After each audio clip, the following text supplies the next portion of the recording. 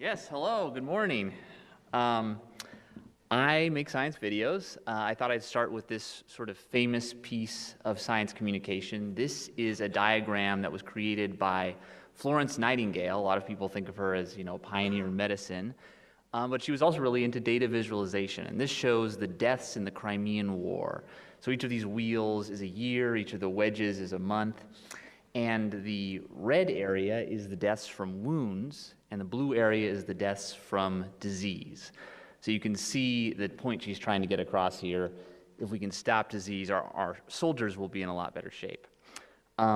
This particular diagram is a polar area diagram, and it's sort of a weird cousin of a chart that was invented a few decades before this by William Playfair that you probably recognize as the pie chart. Very popular chart for the populace, but people really hate it who study data visualization. Here's some quotes from some folks who are sort of data viz gurus who basically say death to pie charts. And the reason they say this is because humans are really bad at estimating areas and the relative sizes of wedges and comparing angles, and they're much better at comparing lengths. So bar charts are usually a better way to go. There are some people who argue that, hey, if you want to give sort of a vague impression of a binary choice between, say, yes votes and no votes, pie chart is a good way to go. But other people would say, well, a bar chart would be even better. And this is a little bit of foreshadowing because I am going to be using pie charts later in this presentation. So some scientists took the data from that first graphic that I showed, the Florence Nightingale graphic, and plotted it as just a simple line graph. And I think that it does show things a bit more clearly. If you compare them, Florence Nightingale's diagram is a little bit harder to understand, like the time is not used very intuitively. It has that same problem that pie charts have, where it's hard to estimate relative areas. But I think that a lot of people might be more drawn to her graphic. They might find it more beautiful. People in this room might feel more comfortable with this line graph.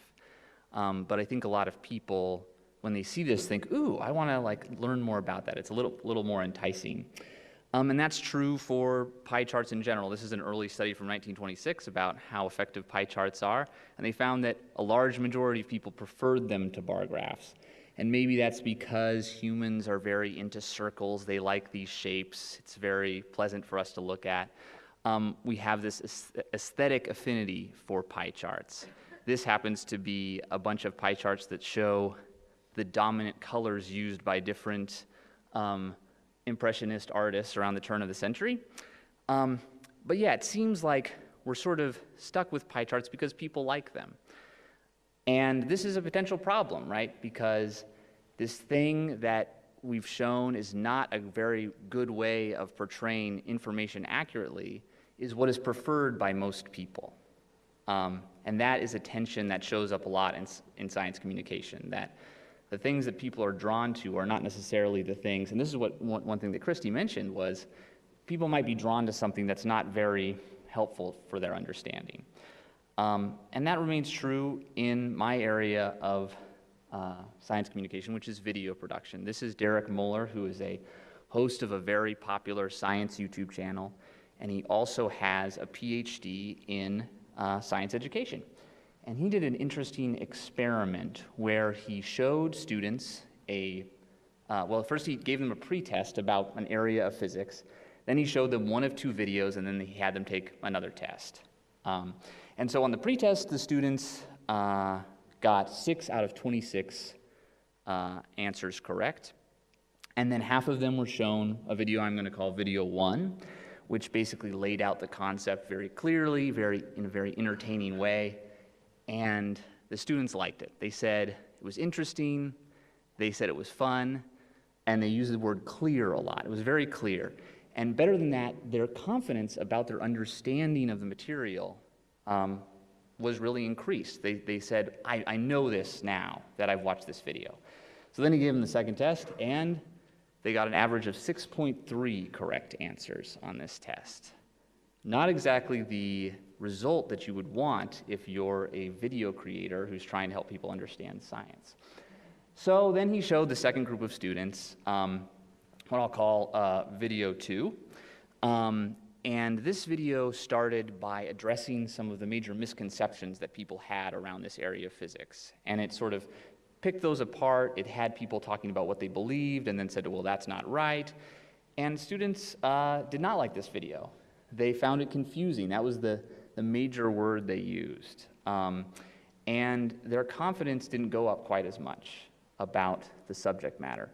But when they took that test, I'm sure you can see where this is going, their understanding had actually increased a lot more. So again, we see this tension between the things that people would seek out, this clear video that was entertaining, that they enjoyed watching, and a video that was confusing but actually helped them understand the information better.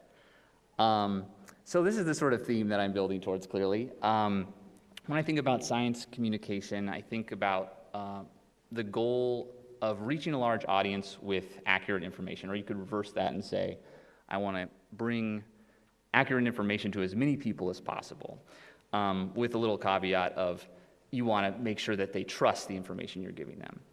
And I think these examples of these videos and these pie charts sort of show that these two parts of this goal are sometimes in opposition.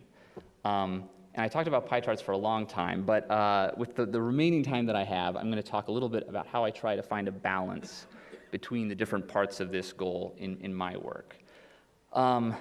So as was mentioned, I started out at NPR's Science Desk. I was there for many years, and I created this YouTube channel called Skunk Bear that covered all different kinds of science topics. And then I moved to a Netflix show called Explained, which is sort of a topical documentary show. They tackle different topics, like, for example, the next pandemic was just happened to be one of the episodes that was published in November. And they tackle these topics and try to cover them in about 20 minutes. So I made a mini-series. I wrote and directed this mini-series called The Mind Explained, which covered memory, dreams, anxiety, mindfulness, and psychedelics. And the goal was to sort of capture the consensus, the scientific consensus around each of these topics. And of course, we wanted as many people as possible to watch it. Especially Netflix was very into that idea. And so how did we go about finding that large audience? Well, this is a screenshot of one of the episodes, and I'll point to a few different things. One is that we got Emma Stone to narrate it, which never hurts to have a little celebrity firepower. But the thing that I want to point out specifically, and it's kind of an obvious thing, if you want more people to engage with your science, you should make it accessible to more people. And so, Netflix translates these things. They have people doing the narration in different languages, and they also have the subtitles translated into a bunch of different languages. But of course, creating a welcoming product is not just about what language it's in, but it's about the representation that's behind the camera and in front of the camera. And that's a real problem in media. Here come the pie charts. Apologies to Edward Tufte. This is some of the people who are making media right now, and you can see it leans heavily towards the male. And maybe that has something to do with the fact that men are more represented in media. And so as I was starting this project, I read a couple of pieces from some Atlantic writers about how they were looking at the gender imbalance in their work and how they tried to address it. And I thought this was pretty interesting. Because when I went to look at my work, I saw the same imbalance that was in those pie charts before, right? I thought that I was trying to do a good job of representation, but I wasn't. And that is what these writers also discovered. And the way that they found out to fight this problem was basically just to keep track. Ed Yong called it a vaccine against self-delusion, keeping a spreadsheet of all his sources.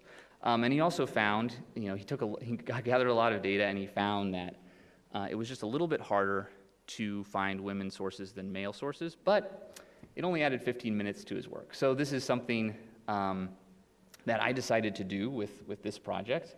And for a couple reasons. Of course, there's lots of reasons to have a good balance of sources in your work, and one is just to fight the sort of current system that we have where women are pushed away from science. But another one is just to increase your audience. It's easier to engage with a subject if you can feel connected to it, and I think it's easier to feel connected to something if you can connect with the people who are on screen. So that worked for us pretty well. We managed to get pretty good balance. But if you look at sort of our experts versus just the characters talking about their experience, it was a little bit not as good. So more work to be done. Another way that we tried to meet people where they were is by asking questions that people really had just as a very first basic questions. We tried to meet the audience where they were. And we tried to engage with those questions, not trying to get too complicated, just trying to validate people's confusion and in the way that Derek Muller talked about, address some of the misconceptions about those questions right off the bat. I just wanted to say a little thing about, we mentioned the conspiracy theories around the coronavirus. And I think one of the things that at Explained we're trying to fight against is these conspiracy theories. Our competitors in the media are people peddling these conspiracy theories. And one of the things that they have going for them is this sort of dramatic, cinematic story that they can tell. It's not true, but it's, this story of coronavirus being an escaped bioweapon. It feels like something from a 1920s film. And that's pretty compelling. But I think another thing that makes it very compelling is the idea that you're letting someone in on a secret truth. Like, hey, come here, look behind this curtain. You're going to be one of the few people in the world who knows what's really going on. And I think that's very powerful. People want to know the truth. People want to know what's really going on. And so at Explained, we kind of try to use that same energy and excitement, because we are going to actually show them what's really going on. We're going to pull the curtain back and show them all these scientists back here working and bring them along for the ride and sort of let them in on this secret world that's not really a secret, but try to make it feel special for them. So as we're doing this, how do we make sure that people trust what we're telling them? There's a lot of different techniques, but I'm just going to highlight one, which is showing our work. We try to share as much of our primary sources on screen. These are actual screenshots of the show. We're showing newspaper clips and diagrams and videos from different sources, and graphs from published papers and things like that. And we really try to dive into these graphs and explain them, not just throw them up on screen, but say, hey, look at this dot, this is what this means, this is what these various axes are. So showing our work is a big part of sort of Explained's model. Another advantage to showing primary sources in this way, I think, is it adds a little bit of a human element. It reminds people where this information comes from. So for example, if I wanted to talk about evolution, about a phylogenetic tree, the tree of life, I could throw this basic diagram up on the screen. It's very clean and clear. I could also throw something like this up there. It's a little messier, uglier. I might not want to show something like this, but if I reveal that this is a notebook page from Charles Darwin's work, and you can see up in the corner there, he wrote, "I think," which I've always really loved. This is bringing in, reminding people about the process, which I think is very helpful to sort of adding some trust, is saying, hey, real people were trying to figure this out, and they were struggling, and they were having hypotheses and that weren't quite right, and that's how we got to this information that we're sharing right now.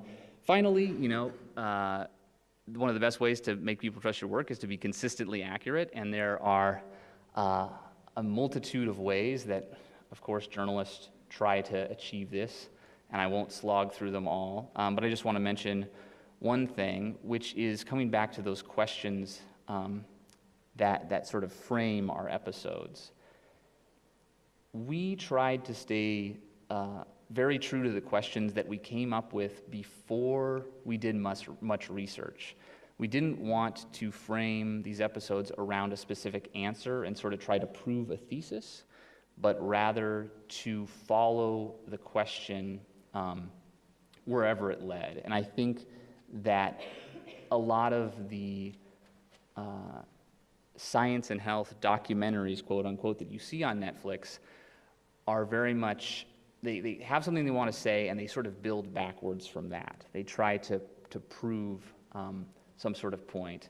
Our goal was to highlight the journey towards this information. Start with a question and then invite the audience along to see where it took us.